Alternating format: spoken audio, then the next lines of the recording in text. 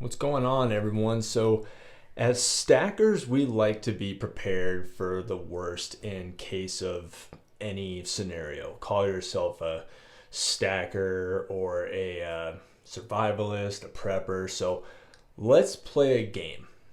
I want you to close your eyes, clear your mind of everything, and I want you to think of an end of the world scenario. It can be nuclear warfare, zombie apocalypse, the economy completely collapses, the Cleveland Browns finally win a Super Bowl, anything you want.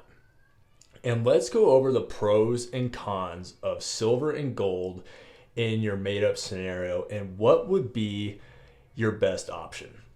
Then, towards the end of the video, I'm going to ask you a question that might make you completely doubt both gold and silver. Let's get into it. What's going on, guys? I'm Stateside. Welcome to my channel. And don't worry, I'm not trying to get you to like and subscribe. But if you have an unhealthy addiction to gold, silver, and numismatics as much as I do, then I promise you're in the right place. And as viewers, you don't get the recognition as you deserve. So I want to say thank you for taking the time out of your day to watch my content. Helps me out tremendously. With all that being said, let's roll it.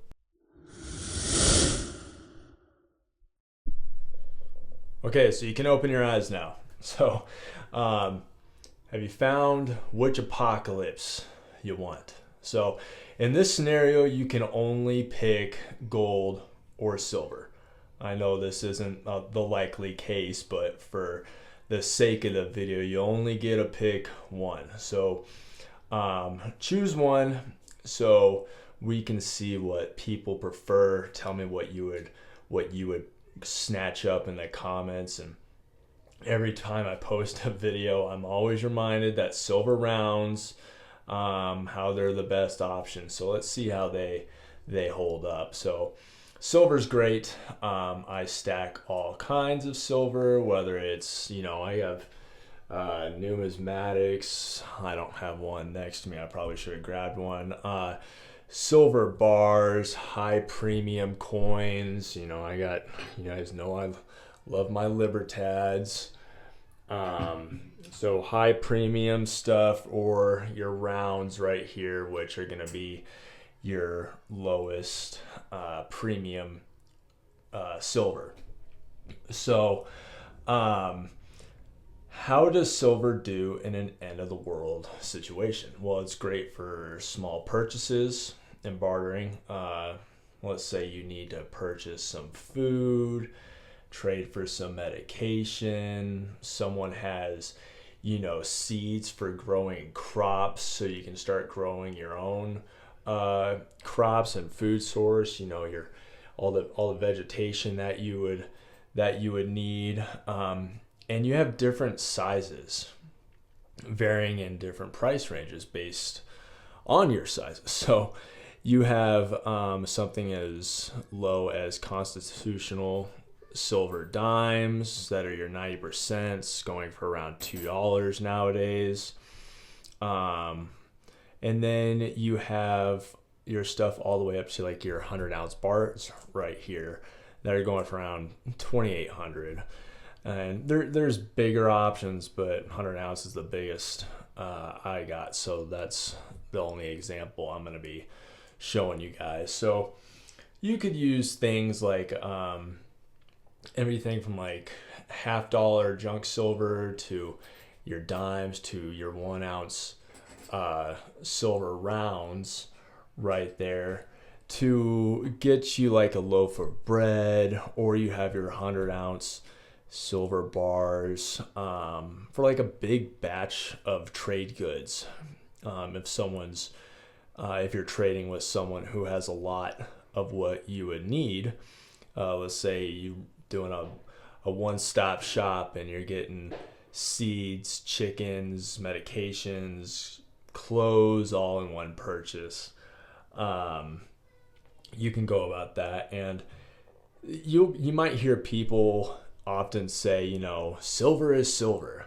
Well, I don't believe silver is silver at all right now, like in today's society. If silver was silver, I'd be able to buy this reverse proof kilo Libertad for what a standard kilo is going for, and I could sell it for that same price. Silver's not silver right now.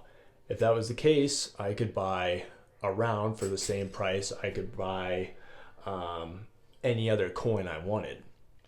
But in an end of the world scenario situation, silver is silver, 100%. I'm not going to get any more for this low minted reverse kilo proof Libertad than I am for any other kilo. People will not care whatsoever. But your downside to silver can be quickly realized by its weight.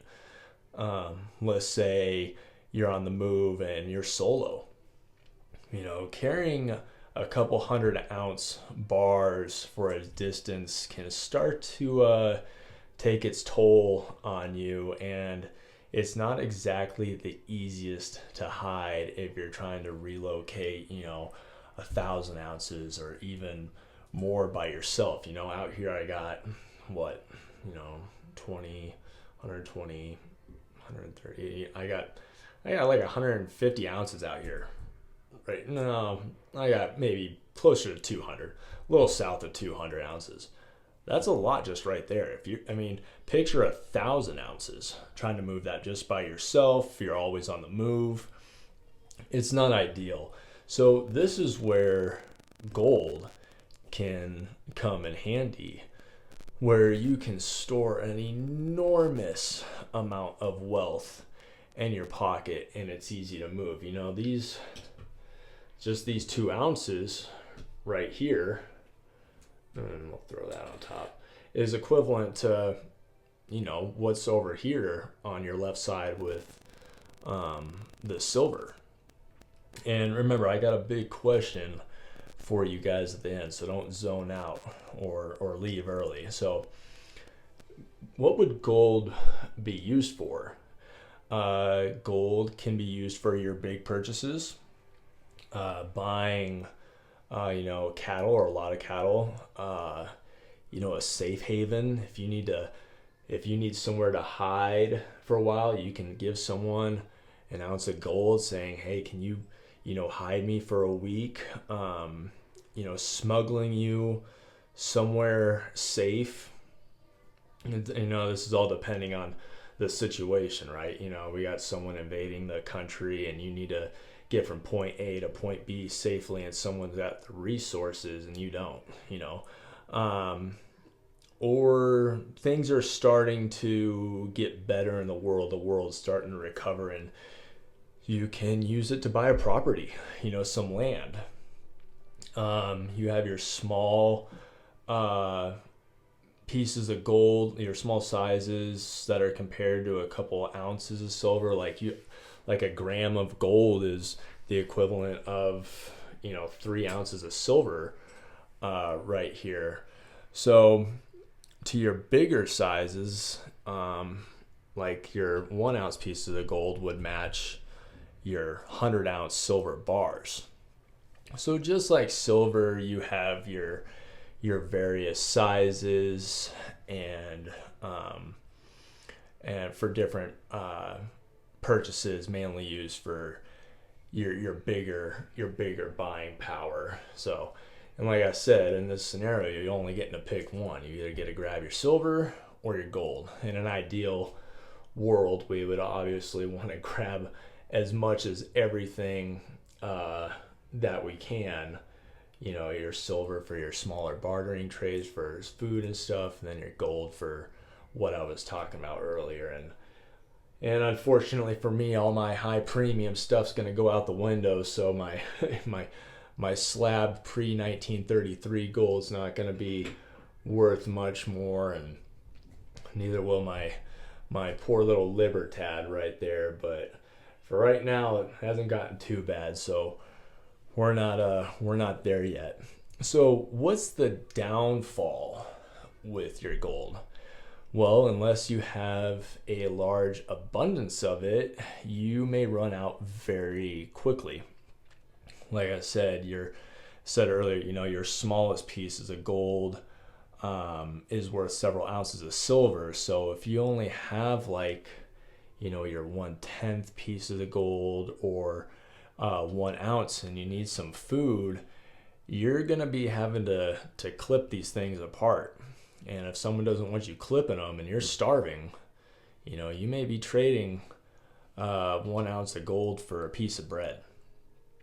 So you're going to want to get the most out of your purchases with gold, with your large purchases, and it's going to be hard to do that if you're only stacking ounces, if you only have a couple ounces of gold. So that's why I always the hell is that? That's why I always believe in diversification with sizes and stuff like that. So I always do buy 1/10 or 1/4 ounce gold. So now for my question. So who says that, in your end of the world situation, that gold and silver is going to immediately be the bartering currency to start with? Well, let me explain. So let's say we really go into some doomsday end of the world scenario. We're a couple months in and, I am one of the people that I have food, but it's cold where I'm at and I need clothes and my wife or my kid needs some medication, and I got two people walking up to me wanting to trade. One has 10 ounces of gold and the other one has medication and some clothes. And which one am I going to take? Which one am I going to trade my food for? Well, I'm taking the medication and the clothes. I don't really care about your gold right now. And you can play this situation 100 different ways with 100 different trades and all your different scenarios. And I'm not saying gold and silver would be worthless. And I 100% believe that it would be used when the world started returning to a sound world again. But it's like that movie, the Book of Eli, or is it just called Eli? But when Will Smith goes into trade and he wants to recharge his iPod, and the guy's like, I can do that, but do you have the coin? Well, he's not referring to an actual coin. He's referring to some type of trade good that is useful for him. I don't think they ever even refer to gold or silver in that movie. So all I'm saying is, who's saying small trade goods won't be more valuable than your gold and silver at that time? So that's just something to think about. I'm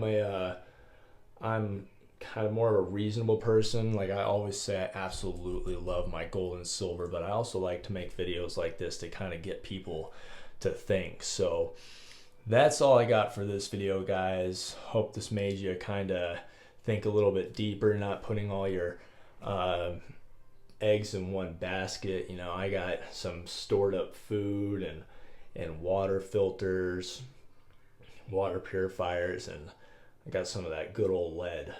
If you know what I'm talking about, then you know what I'm talking about. So hope you guys had a great weekend. I will see you in the next video.